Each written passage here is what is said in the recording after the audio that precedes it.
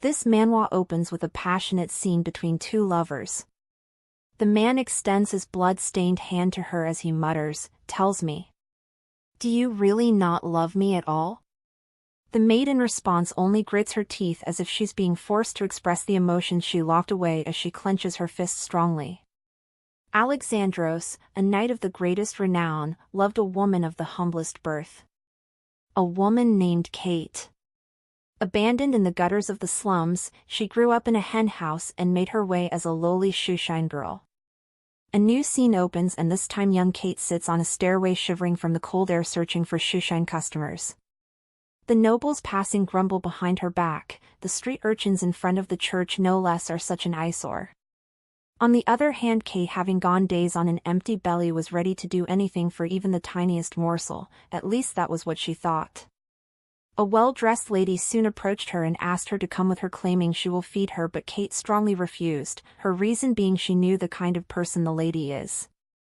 The lady didn't handle that so well and quickly got offended. She yanked her up, calling her filthy street rat as she questioned her audacity. Kate insisted she would not work in a cat house. The lady's expression immediately shifted to a scoff as she pointed out how she's living in the street, following with a question, "Do you really think yourself better off than my girls?" Kate, fed up, slaps her hand off and immediately runs off, but the lady orders for her to be grabbed. As she runs, she recalls the lady's questions and declares in her mind, even so, she would never work in a place like that. She finally stops, and when she watches her breath she questions, "Is this it? Is this how the rest of my life will be?" As she trudged forward, the wind carried the earthy smell of freshly picked potatoes down her path. In the distance she notices an errand boy carrying a bag of potatoes, and carefully, she approaches him, a bit creepy though, hoping for just one to fall out of the bag. Just as he asks her to leave, she bumps into someone and is thrown against the wall. But there's more, a person with a resemblance that would make one wonder if she were an angel lies on the floor unconscious. But before she can confirm the identity of the person, a person swings at her and she staggers to the floor. She immediately drops to the ground, and as the thought of if that's how her end is going to be comes in, she embraces it, thinking, at least she wouldn't go hungry anymore. In a new scene, she regains consciousness and recounts her experience in silence. He wasn't an errand boy, he belonged to a band of kidnappers. Neither was she an angel, she was Count Blank's only daughter instead. The kidnappers made her an offer asking how she would like to become the daughter of a count, but she refused it without hesitation. Her reason, what she sees plainly, is a ridiculous offer that is too good to be true, and she's not about to go into that storm. The man seemed impressed by her reasoning and decided to give her another chance. Pointing the blade to her, he asked, "Since you're so smart, what do you think will happen to you if we have no use for you?" The other man present urges him to get rid of her already, but the next moment, a loud thud distracts them.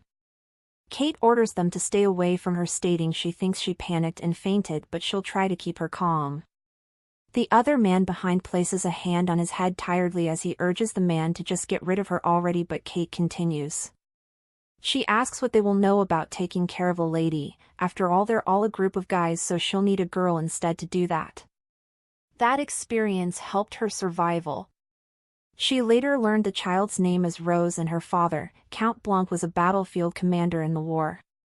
Their plan was to sell Rose off to enemy's forces, but to hold on to their sole bargaining chip, they first planned to peddle her off as the Count's daughter while keeping the real Rose for themselves.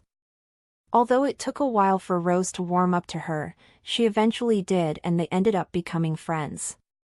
A fortnight later, the other man urges him to act now, sell her off and finally kill the other one.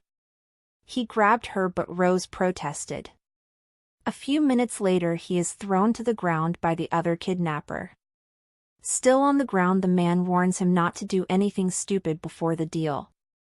On the other hand, Kate immediately rushes to Rose, and as if to protect her from the kidnappers, she stares at them sternly. He turns to Kate and with a hint of sneer in his voice he commends her, saying nice, and asks her to keep Rose's spirits up for them. Later, Rose assures Kate that Alex will come and rescue them from the bad guys. She was speaking about Alexandros Blanks, the heir to Count Blank's title and Rose's cousin. Rose explains the people's reaction when they first see him. They're often sent reeling. Curious, Kate asks if that's because he's so scary, but contrary to her thoughts, Rose explains that it's quite the opposite. Actually, he's that stunning, his piercing blue eyes and golden locks. Since the Count had no son to pass down his title, his nephew Alex stood to become his heir. Having never tasted defeat, he was said to have been the strongest knight in all the land. Kate is left speechless by her words that she comments that he seems straight out of a fairy tale. However, it will be foolish to sit around and do nothing while waiting for some knight in shining armor to arrive. She then suggests she'll sneak out and run down a constable. However, Rose questions her plan, noting how there are 3 men and they're locked in. Kate unlocks the door and notices some of the men laying drunk. With her determination, she tiptoes out of the room and picks the lock on the door. One of the men regains consciousness, and as soon as he spots Rose, he immediately alarms the others. They chase after her until she gets out of the building, but just as she pauses to catch her breath, she notices the men closing in on her and takes a drastic decision to make a swim for it. Unfortunately, that doesn't stop them, as one of the men goes after her and pulls her by her hair, asking where she's going. She bites down on his hand strongly and he immediately releases her, but his mood shifts after he faces the stable water. In fear, he questions what if she'd gotten away, but the other guy calls him an idiot as he explains, she's a city girl, they don't usually know how to swim. Just like the other man had said a few minutes later, they notice her body floating in the water and immediately mock her, saying they would have given her a quicker death. In a new scene, a man shares the news of the Lady Rose being unharmed. He also reveals they arrested 2 of the kidnappers while the 3rd one managed to slip away, but it's just a matter of time before they round him up. The man presses the book shut before turning his striking icy blue gaze to the man. Tell me, how did we find her? He disclosed that they'd gotten lucky, sharing an orphan girl had topped them off. However, he assures the noble he need not concern himself with the orphan girl. At the same time, Kate goes to a nun at the temple and inquires about Rose's condition, but instead she gets a rude dismissal. Alone, feeling completely deserted, she stands with the awful realization. She's alive, but nothing has changed. She wishes she could at least see Rose, however she knows better. She knows she will never see her again. Where she's seated, a nun walks up to her and informs her that one of the fathers would like to see her. She believed the news was about Rose and followed quietly, but instead she was brought before a man with piercing red eyes. Looking down at her, he mentions that he understands she escaped from the kidnappers and reported to the authorities. Startled, she responds almost immediately, "Yes, Father." As she wonders if he's truly a priest, he comments that that's quite a feat for such a frail little girl, warning her that the church isn't a place for lies. However, she insists she's not lying. She explains that though she might lack strength, she's quite clever. Then the priest asks her how she was able to escape. Then she explains. First she picked the lock. After surviving on the streets for so long, there's not a lock she can't pick. Then, she knew she could get away from the brown-haired one if she jumped into the waterway, having taken notice he was a clean freak and the water was filled up with sewage. According to her observation, the tall guy was clumsy, so she knew she could get by him even though he almost got her in the water, but she's a good swimmer, so she managed to get away. She was also sure they wouldn't keep chasing her because with all the sewage, no one swims in the waterways anymore except for her. She uses them all the time to escape dangers, and she knew the last thing the kidnappers would think she would do is jump in and swim. But the man's response is indifferent. He remarks that it was very entertaining and praises her, saying she has quite the talent for storytelling. Frustrated, she asks why he believes she would lie to him, and he simply responds saying for attention, adding he knows how kids like to add stuff to stories to make it more interesting to show off. She calls the nobles mistrustful, but he responds saying, "Oh, did I hurt your feelings? I apologize." That moment quickly shifts to request. "Father, instead of an apology, how about you give me a blessing?" She explains that she wants to feel that even an orphan like her could be happy someday. Lowering her gaze, she confronts the truth. She didn't expect him to grant her that. She thought she'd simply be ushered out of the room. Maybe that's why he placed his hand gently on her head and granted her request. His blessing, that ended up changing her life. Just as she walks back, a nun bashes her when another suggests they take her in. She calls her worthless, but she doesn't let it slide and immediately claps back. Just as the nun questioned her, asking who would ever want her, a well-dressed man appears and asks if she's Kate. Even more, with an invitation from House Blanc. Later, Kate sits in the carriage with her mouth wide open from shock as she arrives at House Blanc, the oldest bloodline in all the land and the wealthiest too. She steps out of the carriage and gulps down spit anxiously as she's about to confront the Countess. Once Delbora, Rose's stepmother, lays her eyes on her, she retorts that her physique is disappointing. She's as thin as a rail. Again she comments that men would never want a girl with a face like that, making her wonder if the Countess is calling her ugly. But she's fine with that, as long as it saves her from unwanted advances. Her mood shifts to excitement as she demands for Rose, asking if she was the one who invited her there. The Countess with a frown asks if she just called her Rose. She takes correction and addresses her as Miss Rose, and the Countess with a sneer retorts, "So you think you're here because Rose wanted to see you?" The next moment, Rose walks out, but something about her seems strange. She recalls how the father had told her he knew Rose and she didn't want to see her. Just as she questions if she hates her now, Rose breaks into tears as she shares she was afraid she wouldn't come. She goes teary as she realizes Rose was only just surprised to see her. The Countess suddenly walks behind her and reveals she thinks it's ridiculous to hire someone like her as their maidservant. "So bear this in mind, make the slightest mistake and you're out." Later she stands with Margaret, the estate housekeeper, who shares she doubts she will last, but every servant should be introduced to the house. As they walk, Kate asks her why she believes so, and Margaret without hesitation shares it's because that place isn't for someone like her, she doesn't deserve to be there. But that isn't the worst, the other maids gossip. They question what the Countess was thinking bringing an orphan from the slums. "She's not from House Blanc fiefdom, she's not one of us, just the thought of working with her is so humiliating." A particular maid takes her resentment so far that she pushes her as she walks on the staircase. Fortunately, her grip onto the railing was so tight she managed to hold her ground. She turns immediately, demanding to know who'd done that, but she meets a group of maids instead staring down at her. Poor Miss Rose, to think she had to spend weeks being locked up with a filthy stray like you, it's an insult to someone of her status, how tragic.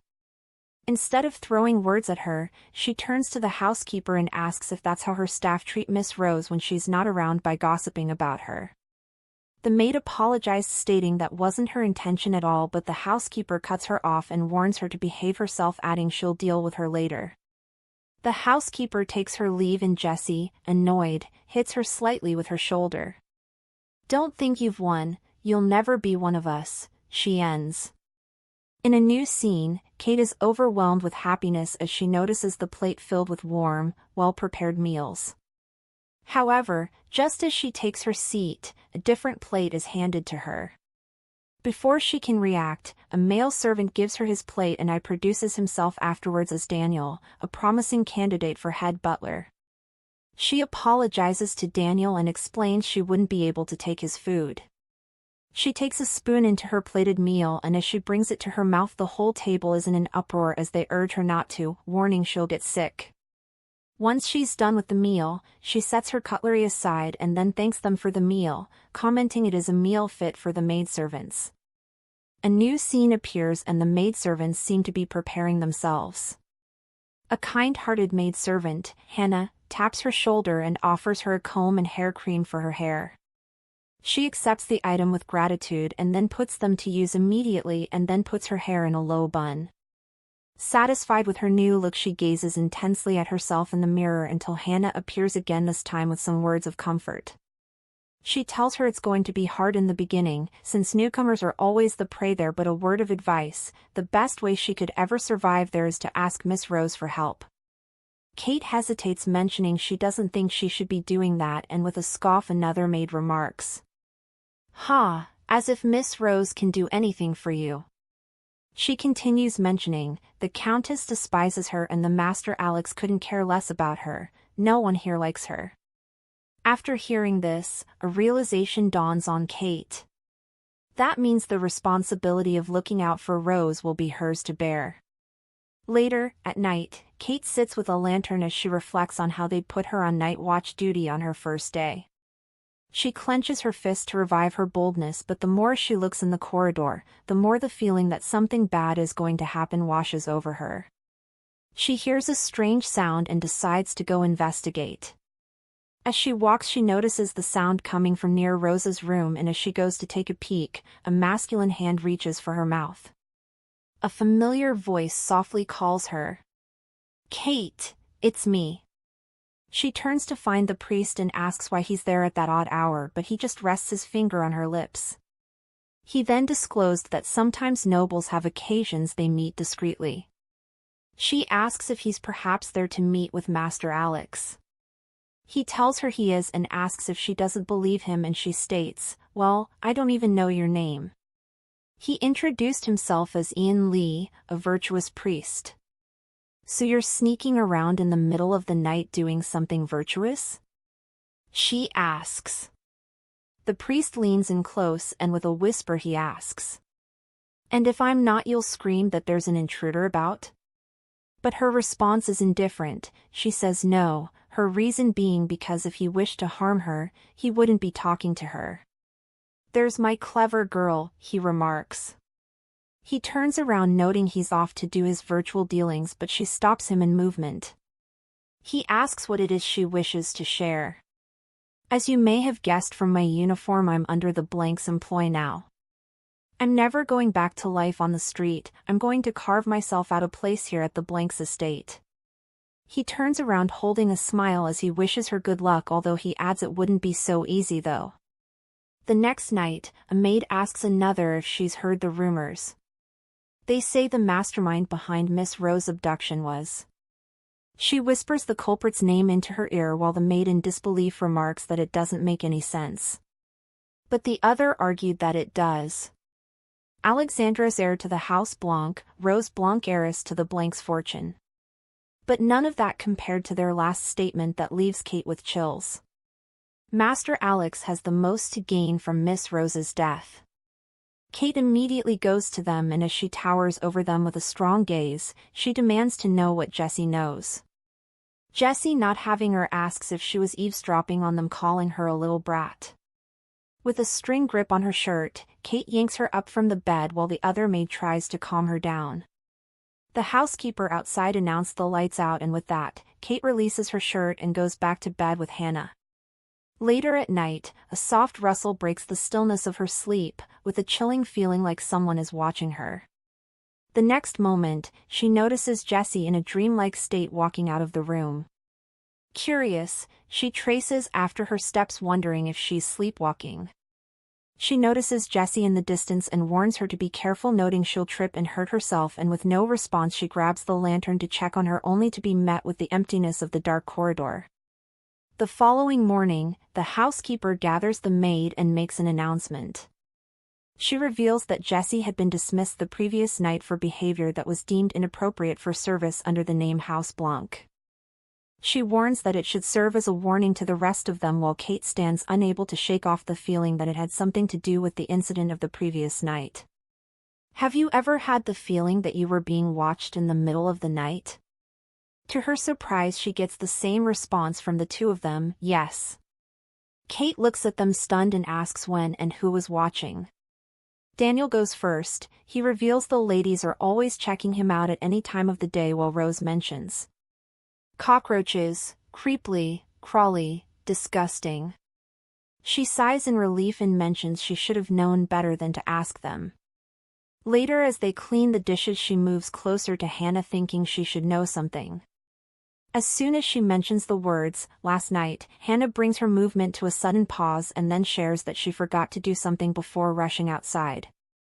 At the banquet, Kate peeps from a corner searching for Rose, and when her gaze finally sets on her, she questions the noticeable truth. But why is she all by herself? All of a sudden, a hand grabs her painfully by her ear. The head maid then asks what she's doing there, noting girls like her do not even deserve to step into that hall. She pushes the trolley to her and warns, "This is your job, one mistake and you're done here." As she moves with the trolley, she overhears some men discuss the Marquis condition. They mention he's in no condition to get out of bed alone, let alone to attend the gala. They continue noting Sir Alexandros doesn't take too kindly to people who challenge him to a duel. They go on to describe him. He's a rather cruel and terrifying man, he's a monster. Kate, engrossed in her work, doesn't notice the door behind her slowly creaks open. A hand reaches from inside the room and the next moment, she's pulled inside while her trolley is left outside the shut door. Okay, yeah, is Annie at this point already shipping Kate with the priest? But let's see how it goes. She recognizes him and sighs in relief. She mentions he keeps appearing out of nowhere, noting he'd scared her. He asks how it is that she's become so frightened in a matter of days. She goes silent, unease evident before she shares her predicament. Lately, she expresses, she's been having this strange feeling that she's being watched, and then the previous night, one of the maidservants vanished. The priest shrugs her observations off, saying she's probably letting her imaginations run wild. However, she snaps back, stating she's not an idiot and she knows what she saw. The priest then responds, "Ah, yes, the ever-clever Miss Kate." She gives him a nod of approval, but he just bursts out into laughter the next moment. However, he explains it is an old house and ghosts tend to like old houses. Also, he reveals he's seen some strange things himself, but it usually happened when his mind was tired. She gasps in shock and remarks that she wouldn't have expected that from someone like him, and he mentions he was once young too and life back then was difficult. Hearing his statement, Kate wonders if his difficult life when he was a kid had anything to do with his eye color now. Then the popular saying comes to her mind. Red eyes are a sign of a cursed soul. He turns to her and asks how the party is, and she reports that it's festive, but everyone seems to be talking about the Master Alex. The priest asks what it is they discuss about him, and she mentions they call him a cruel, terrifying man, even likening him to a monster. An awkward silence forms between them, and then she asks, "Father, you know Master Alex well too, right? What kind of person is he?" His mood shifts, and as Kate gazes at his upset expression, she wonders, maybe she shouldn't have called his friend a monster. With a solemn tone he mentions, "Alexandros Blanc is well." His tone shifts to that of pride as he calls him a true genius. He mentions that when standing in the face of true genius, people often turn to covetous tales of slander. He turns to her and asks if she agrees with his statement, and she nods frantically, as she adds, "People hate geniuses, so that must have been why they spread all those nasty rumors about him." The priest agrees, and she panics as she realizes she shouldn't be there talking to a guest. She apologizes and mentions she should be getting back to work. However, the priest extends his hand, blocking her path before asking, "So soon?" "But we're not finished with our conversation." He asks if she's that busy, and with a smile she contracts him, saying she's that dedicated. He mentions he'll make sure to pass along word of her dedication to Alex, and with a softened gaze, he mentions he will most certainly be impressed. She thanks him with a bright smile, and just as she turns to leave, his words drive her a pause. He whispers that the Blanc estate can be an unforgiving place. She turns to him confused, but he only adds, "That is how noble estates tend to be," and warns that she'll be well served if she learned to forget. She asks what she needs to forget, and he mentions everything she sees and hears, for her own sake. With a smile she shares that it will, as long as it doesn't pose a threat to Miss Rose, but a frown forms on his face as he asks, "And if it does?" She discloses that she'll step in and protect her, but he reveals with an indifferent tone, "Nobody can protect Rose." Again she asks him to explain his words, and he mentions protecting others comes at a great cost. It's a path full of misery and danger. The priest pushes the door open and asks her to be cautious and remain safe. However, Kate asks if she'll be able to avoid the misery and danger he mentioned if she'd be cautious. With a smile he reveals, "Yes, you will." He pats her down on her head as he completes his statement. Because you have me to protect you at the very least. Kate then asks if he isn't worried about the misery and danger, but he assures her he's different and he's not just anybody. You need not be afraid, I can safeguard you from every danger. She asks if that means he's going to protect her. As he waves at her, he clarifies that he never said he was going to, rather he only said he can. Later at night, Kate lays awake in bed. As she reminisces on her encounter with the priest earlier that day, she beams with joy. She thinks he's so fond of Master Alex, but she suddenly opens her eyes as she recalls his gentle assurance, "You have me to protect you." She wings her arm back and forth happily as she thinks, it's the first time anyone has ever said something like that to her. She feels her heart racing, but before she can sort out her feelings, clouds go darker than usual. She steps out of her room, into the corridor with a lantern. She reaches the window and opens it, questioning where those clouds had come from. She steps onto the roof, hoping to get a closer look for better observation. Then she notices, the clouds, it's like they are alive. A sudden loud noise from Daniel startles her, and just as she turns to check, she loses her footing and slips down the roof. Luckily, Daniel gets to her in time and she's able to take his hand. He pulls her up and they both drop on the roof tiredly. Once she goes calm, she turns to Daniel and asks if he's crazy, noting he almost killed her, but rather he mentions he'd risked his life just a few moments ago to save. They go back and forth and she mentions he only needed to do that because he scared her in the first place, but then he asks what he was supposed to do. When they're done with their back and forth, she asks what he knows about the clouds. Daniel then explains it is a magic spell that protects House Blanc. He asks if they can go in now, and just as she's about to respond, she feels a sharp pain in her ankle. Inside, he brings the staff first aid kit and asks to take a look at her leg. She hesitates at first, and after much pressure from Daniel, she gives in. She raises her leg, places it on the couch, and heat surges to his cheeks, betraying the original's composure he hoped to keep. Kate, not letting this moment slip, mentions he looks flushed and asks if instead of her, he isn't the one who needs treatment.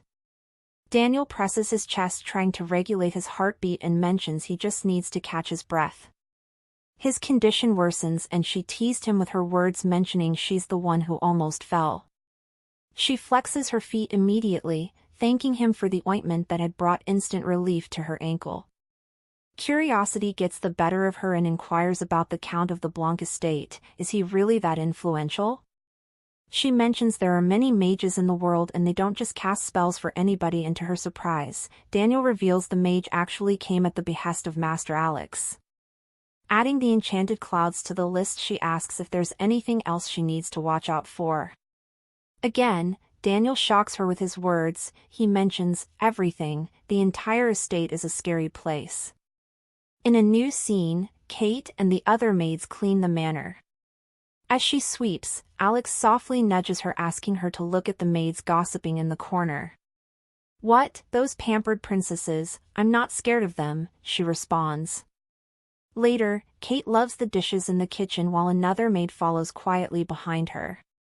Kate, being so attentive, walks aware of the person behind her. The maid reaches for her, and just as she's about to push her, Kate makes a sharp turn, avoiding her, causing her to drop to the floor. With a smile, she warns her to be careful, noting the floor is slippery there, while the maid grits her teeth angrily, declaring she will make sure it is her last day there.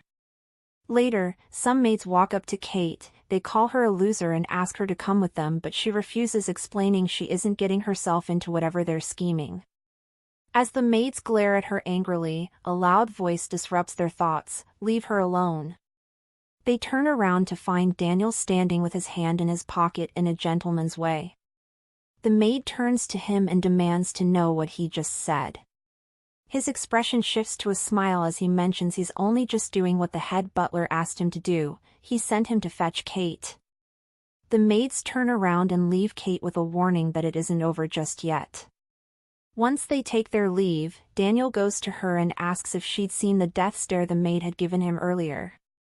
Kate calls him and shares. She should be annoyed, but he puts her in a good mood. She thanks him, but he asks her not to bother and explains he wasn't just backing her up, then rather, the head butler really did call for her. She goes to answer to the head butler while the maid watching her questions why she's being called on since she's the worst maid there. The other maids however question her statements, while another even mentions she's a hard worker. She grows frustrated and asks who amongst them showed her how to do her job, but they hurriedly deny it. In a new scene, Kate goes to the head butler who stands beside James, the knight commander of the Blanc estate. The head butler informs her that Sir James has requested a cup of tea and she proceeds to pour it into the cup. However, once he picks it up before he can take a sip, the cup slips from his hand and fortunately, she's able to catch it. He remarks that she's very sharp and asks how she knew he was going to drop the cup, but she responds she hadn't the slightest idea he would drop it. Instead she saw it fall and she reacted. He gives her a smile of approval and reveals he has a request to ask of her, adding it should be quick and easy for someone like her. In a new scene, she stands in front of a bookstore thinking all she has to do is get a book from that little bookstore. She walks into the bookstore and the store in a complete mess. Noticing how huge it appears on the inside, she acknowledges it must be the work of magic. Later, the bookman yells that the particular book is not for sale. He guides her outside slowly, but suddenly she turns around and discloses the request comes directly from House Blanc. I don't think you want to get on their bad side. My book, my choice, House Blanc or otherwise, a voice announces. She looks down and notices a man with long purple hair wearing a mask. He shuts the book in his hand and calls. George, these books won't finish sorting themselves. As George pushes her out, he responds by saying that he knows he can't read ancient script and asks how he's expected to sort them. Hearing this, she turns to him and asks, "What if I offered to do it? Would you sell the book to me then?" George then asks if she can read ancient script, the one written with all those squiggly letters, and with a smile, she replies that she can, while thinking, "Of course I can't, you fool." Impressed, George then asks what kind of work she does, and she replies that she's a maidservant. At that, he bursts into laughter, turns to his master, and asks if he heard her. The maidservant claims to understand the language of the ancients. Unfazed, she walks up to his master and declares, "Regardless of what I do, you only need someone to put the books back in their proper place, right?" A smile forms on his face, then he hands her the list and says if she's able to reshelve all the books into their proper place according to the list, the book she seeks is hers. She gets straight to sorting out the books, but as she arranges them, a book drops to the floor. She goes to pick it up when she glances at its contents and notices the dark clouds that appeared around the Blanc Manor the other day. She notices the master approaching her and she immediately looks up at him. Facing his cold demeanor, she believes he must be able to see from the blindfold since he didn't attempt to hide the fact that he's staring. He walks past her with a comment that the book is worth more than what she and her whole descendants can earn in their lifetimes. Later, she observes the newly organized bookstore with dark circles under her eyes. She rubs her eye tiredly and reports that she's finished sorting out the books, but there's one on the list that's missing. But his answer leaves her stunned. "Then you did not finish, did you?" He then mentions he cannot keep up to his end of the bargain if she didn't keep up to hers. His statement brings on a cruel realization to her as she understands now, he never intended to give the book to her in the first plans. She loses her patience and calls him nothing but a low-life cheat. However, he turns around with a smile and as he walks calls her a little girl. As he towers above her, he warns her to choose her next words wisely. She shrinks back in fear, but then a voice announces, "Is this the book that was missing from the list?" She turns around and is shocked to find the priest standing. He goes to them and reveals he found the book discarded in the corner, almost as if someone had intended to hide it from sight. He passes the book to the master and as he holds it, he deliberates on his overwhelming presence. His presence, it's that of a merciless warrior, a cruel and terrifying knight. This must be none other than the infamous Alexandros Blanc. Okay, so what? He places the book on the shelf, tells her she can have the book she desires now and also apologizes for not introducing himself earlier. He introduced himself as Adon, the proprietor of the bookstore and a man of his word as he hands her the book she wants. With a smile he shares he doesn't believe he caught her name referring to her as Little One, but she avoids his advancements and takes her leave. She takes her leave while Adon murmurs after her. Did you see her angry, standing there, almost reckless in the face of danger? A girl after my own heart, he chuckles while George shakes his head thinking, geez, here we go again. On the other hand, Kate walks in the slums with the priest and asks if she's to believe he just happened to come upon the same bookstore. She yields and accepts that it is possible, but she considers the incident there as strange. It seemed like he was dead set again at giving her the book before he appeared, but once he did, he just handed it over, just like that. The priest, not dwelling on her statement, states pridefully that he tends to have that effect on people. Her eyes land on something shiny as he adjusts his cloak, and after more observation she realizes it's a sword. She asks him if he knows how to wield a sword and he says quite well. She stared at him in awe as she asks if he's being real, and he immediately goes humble, he mentions, or so he's told, but he's always felt personally he has ways to go, but they just say he's being modest. They come across some street thugs and Kate extends her hand to protect him. She warns him to be careful, stating street thugs fight dirty and his sword won't fool them since they'll be able to tell that it's just for show. Shifting closer to her, he mentions that he should just stick close to her since it could be really dangerous for someone who doesn't know his way around that place. Kate responds with an apology as she shares she'll just go the other way, leaving the priest shocked that he asks if she's just going to abandon him there to fend for himself. She discloses she's actually in the middle of an assignment, but he only asks, what about him, without a guide in the most dangerous of places. Before she takes her leave, she leaves him with some words of advice: if those ruffians start eyeing you, then run away as fast as you can. She parts ways with him. Later, she stands awaiting a carriage, and as time passes, she grows anxious. Almost as if it's luck, the priest's carriage passes by. He glances at her and she goes after the carriage, trying to offer an apology. As she goes after the carriage, she mentions she's thought about everything and she knows she was in the wrong. She mentions she shouldn't have left him back there, and as she anxiously awaits his response, he bursts into laughter and orders for the carriage to be stopped afterwards. She gets into the carriage, and once she's settled in, the priest mentions he'll take her to the Blanc estate if she agrees to help him. She asks him what he needs help with and he signals for her to come closer before revealing he needs to do something invigorating and nourishing. In a new scene, she shoves a piece of steak into her mouth and smiles happily as she savors the taste while the priest cheers her on with a smile. To the priest, she asks if he doesn't like eating alone, but he reveals it's quite the opposite, that's what he usually does. She then asks why he asked her to join him, but he just freezes. Rather, he calls her name, his tone laced with seriousness, and when he has her attention, he asks how it is that she came to learn ancient script. Her hands begin trembling, but her silence only provokes him further. He asks why she wouldn't answer, and she reveals she doesn't actually know how to read it. She just memorized the shapes of the letters and matched them together. The priest commends her, saying that takes an exceptional memory, and if only she had been born a man, she would have earned a place in the royal court, but she only asks if he knows how to read it. He nods and explains he had to read tons of books for his studies. She clasped her hands together as she requested him to teach her, since it might even help her a lot.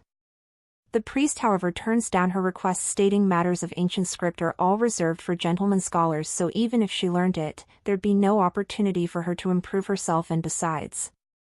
He mentions he doesn't do things he doesn't like doing, and he doesn't like teaching anyone.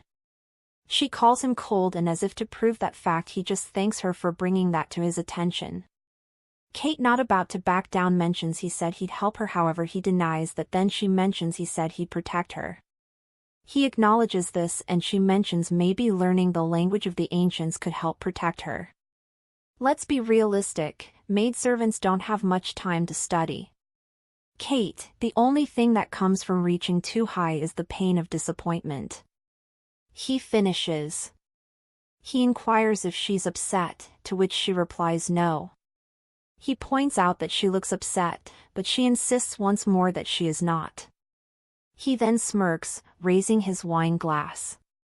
Outside as they walk, he asks if she's still angry, and this time she calmly shares she was angry in the first place. With a smile she adds that they're obviously not close enough for him to do her a favor. "So why would I be angry that you didn't?" She steps into the carriage, and as the carriage is pulled away, she calls the priest. "Father Lee, I still like you, by the way, because you blessed me. You're the only one who ever has." While the priest watches the carriage go in the distance, he parts his lips slowly and mutters, "This is getting complicated."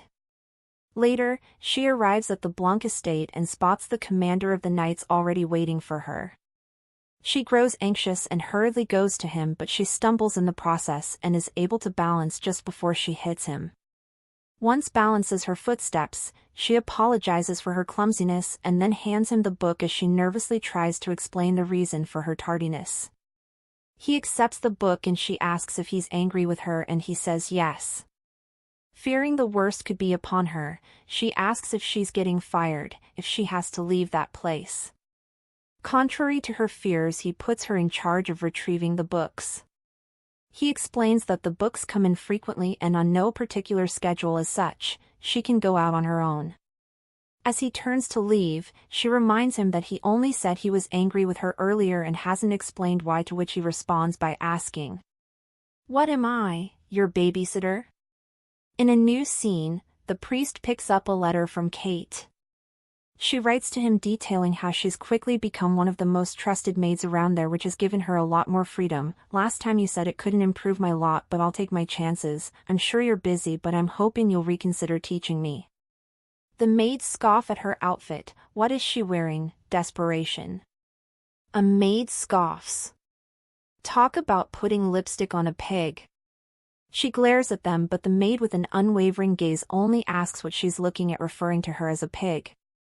She tries to calm herself down while the priest continues reading the letter. "No matter how long it takes, I'm going to lead a life that no one can make fun of, but I'll need your help, and one day I'll repay your kindness. I'm not a person who goes back on her words. Faithfully yours, Kate." The priest then orders a person to watch over her, to make sure she's not harassed. But James is left wondering what's gotten into him, as she thawed that cold heart of his. He doesn't get it. Why, with all the girls lining after him, he sets his eyes on some menial laborer. Later, Kate sits with a response from the priest. In his letter, he writes that he doesn't know how she managed to free up time to study, but a promise is a promise. "We'll meet at the church." She beams with excitement and then presses the letter softly against her chest. In a new scene, the maids prepare in the kitchen when a person swings the door open and informs them that the Master Alex has returned, urging them to be ready to receive him. Kate in the corner mutters, "So he's finally showing his face."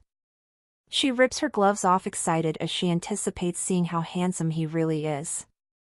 They all gather in the hallway ready to receive Master Alex while Kate struggles to better look at him, and just as he rides his horse inside, her excitement shatters as she faces the very disappointing sight. Is this what devastatingly handsome these days mean?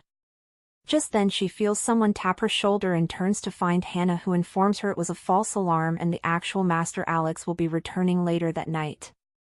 As she returns, a wave of relief washes over her and she mutters, "It's good to know that people haven't gone blind." She goes to Hannah and asks why Master Alex never seems to be around, and Hannah in response asks her to trust her, noting it's better that way. She turns to Kate and advises her, saying she'd be well served to stay out of his sight. She explains he's very stern and can be really frightening. He doesn't take too kindly to mistakes. With that, Hannah scurries away, and just as she mumbles about how they all make Master Alex seem like he's dangerous, she realizes she was supposed to meet with Father Lee at the church today. Later, as Kate stands in front of the church, she leans somewhere between shock and excitement as she ponders over the priest writing her back and even inviting her to the church. She pinches her cheek for confirmation. This had better not be a dream. The next minute, the door is swung open, and the priest invites her in. She lowers her head gracefully, a gesture the priest refers to as an exaggerated bow as she walks in. He asks why she did that, and she responds that it's because she's a respectful and obedient student.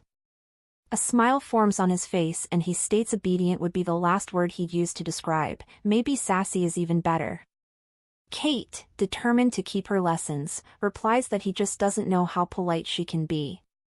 He leans in closer and asks, "So you say you're the most trusted maid in all of House Blank's estate?" To which she defends vehemently, but then he continues, "And you're now an irreplaceable asset of the Blanc family, are you?"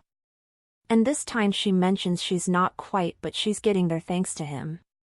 He pulls out a chair for her, impressed that she still isn't suspicious of him at all. As she takes her seat, she shares that she's been plagued by bad luck her entire life and that only changed after he gave her a blessing. She expresses herself, stating she's almost brought to tears each time she thinks back on his kindness, and he asks, "So I'm kind now? It was just the other day you described me as cold." She shakes her head and quickly explains that she misspoke. In truth, he's quite warm-hearted. The priest, catching on to her intentions, tells her that flattery won't get her anywhere, but she insists that wasn't her aim. She asks what made him change his mind about teaching her. Was it her earnest heart that moved him? But he simply replies that he just felt sorry for her. Even though he made it clear that teaching her was a bothersome task, here, he was doing just that, and later, she came to discover just why. The priest asks her to just relax, since staring at the book any harder wouldn't magically bring back the answers, and she responds asking if she was making a weird face. He then replies that if by weird she means ugly, then yes, leaving her stunned. Eventually, she laughs it off, realizing he was just trying to help her relax.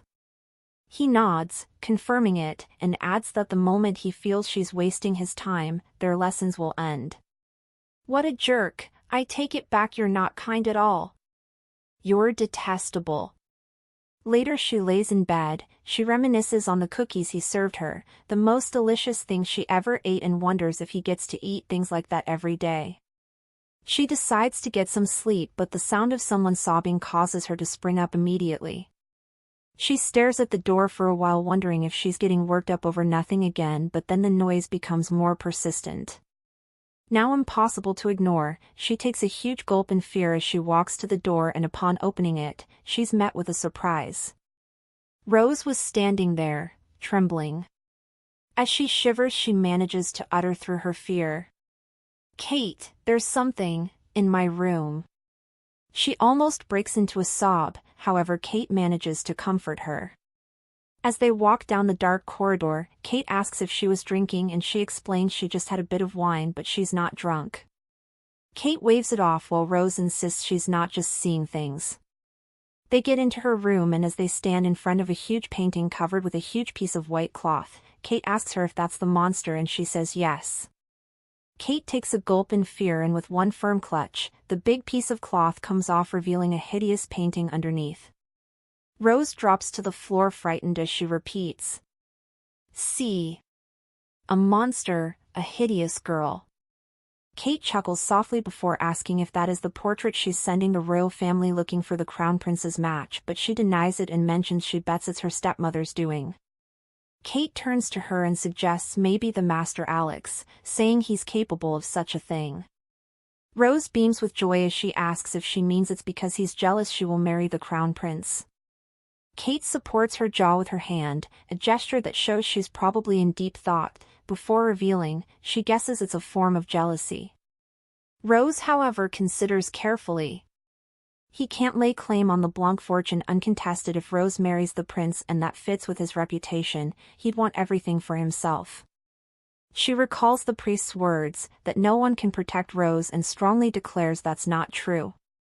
She reaches for a knife thinking she can, and the next moment, she draws a long line on the painting with the knife. Several stabs and slashes, leaving the painting completely tattered, while Rose cheers her on with googly eyes. The next morning, her stepmother walks into the room where the both of them lay together asleep in the bed. The first thing she notices is the painting, and as she stands in front of the damaged piece she retorts calmly, "It seems someone's been misbehaving." As she turns around, she notes she'll have to come up with a suitable punishment. Glancing at the maid behind her, she mentions she thinks it's time to move forward with that other suitor, while Kate places her hand on her mouth, terror evident. The head maid steps forward and asks if the Master Alex is aware of it, but the stepmother with a glare responds saying of course. The head maid immediately apologizes, saying that was foolish of her to ask, while the stepmother laughs softly as she mentions she'll see to it that Rose is married to the very best husband there is. She steps outside, and immediately, Kate crawls out from under the bed and walks over to Rose, who remains fast asleep, urging her to wake up. A few moments later, Rose's voice is heard as she cries out loudly asking what she should do, mentioning her stepmother is going to marry her off to some freak. Kate immediately suggests they tell her father, however Rose questions how that'll be possible since he's far away on the battlefront. She lowers her head as she admits she has no pull there, so she can't order anyone to go out and tell him, but Kate rests her hand softly on her shoulder as she reassures her, saying, "Don't, you have me." She's moved to tears and immediately insists she would not leave her here all by herself, while Kate just laughs it off as she mentions she wasn't talking about herself. Rose goes calm and then asks her who, and a slow smirk forms on her face. In a new scene as she studies with the priest, she asks if he knows of any soldiers for hire. As he flips through the pages of the book in his hand, he asks if she means like a mercenary wand, afterwards mentions mercenaries are trouble and asks why. He asks if she was about to ask him to find one, or maybe she was planning on using him somehow. She hurriedly denies planning on using him, but his next words come as a shock. He asks her to use him as she pleases. As she stares at him in confusion, he crosses his hand and with a firm tone asks, "I said I'd protect you, did I not?" Kate, unable to hold back her laughter, bursts into laughter as she repeats the phrase, "Protect me." She returns to her writing, remarking that she thought he was joking, but his tone cold and unwavering, tells her he was serious and demands to know why she would ever doubt him. He slowly rises, and just as he towers above her, he states, in fact, "I was being very serious." Through the awkward silence that follows after his statement, in an attempt to avoid his piercing red gaze, she searches around until her eyes catch something. "Hey, isn't that the House Blanc sigil?" He reaches for her, and as he stares down at her, he asks her not to change the subject. She declined his offer, mentioning it's nothing and she's troubled him enough. Looking disappointed, he mutters, "How demure of you." She thanks him for his comment, hoping the conversation will just die down there, but he grips onto her shoulder suddenly and demands, "Listen." He explains that a true relationship can only begin when they start to tell one another the truth. She nods and he asks her, "You have no need for a mercenary, do you? Is this about Rose?" Unexpectedly, she asks how close he is to Master Alex, and when he doesn't respond, she springs up, noting their time is up. About the mercenary thing, she assures him it's nothing, so he need not concern himself with that. She thanks him for today before taking her leave. As she walks outside, her mind is filled with all kinds of thoughts concerning the priest. Is he perhaps angry that she didn't tell him? But it's not like he's open with her about his life, so why should she feel bad about keeping that away from him? Especially after seeing that sigil in his office, it only means he must be one of Master Alex's men. But I still need a mercenary, and they tend not to take too kindly to female clientele. As fate would have it, she notices Daniel in her way. She pokes at his muscle continuously, and when he finally turns to her, she remarks that he's hiding a lot of muscles under there. He forgets himself in her flattery, and suddenly she grabs onto his arm and asks him to take her to where mercenaries hang out. She whispers into his ear that she needs to deliver something to Count Blanc on the battlefield, and it's a letter from Miss Rose. However, Daniel warns her not to, stating a mercenary guild is not one she'll want to be tangling with. She retorts that it's okay if he's too scared, she'll just find someone else, but he cuts her off, saying, "Nice try, that's the old trick in the book." She tells him it's okay and demonstrates defending herself as she mutters she guesses if it comes to that, she'll just kick those mercenaries hard as if her life depended on it, and he finally gives in and accepts to take her. Later as they walk, she asks if that's where the mercenaries hang out. He tries to guide her path, but she misunderstands his actions and quickly demands to know what he's doing, to which he explains he was trying to escort her through a dangerous area.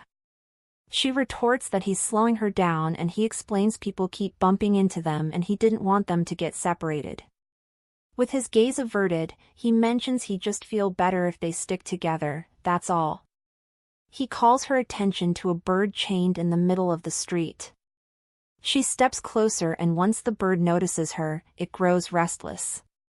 In an attempt to calm the bird without hurting it, the chain holding it down comes loose, and it quickly scurries away, but it's not until she's about to move that she realizes Daniel is no longer beside her. She searches frantically, calling his name over and over, but eventually gives up when there's no sign of him. He was just here. Thank you all for watching. I hope you enjoyed the story.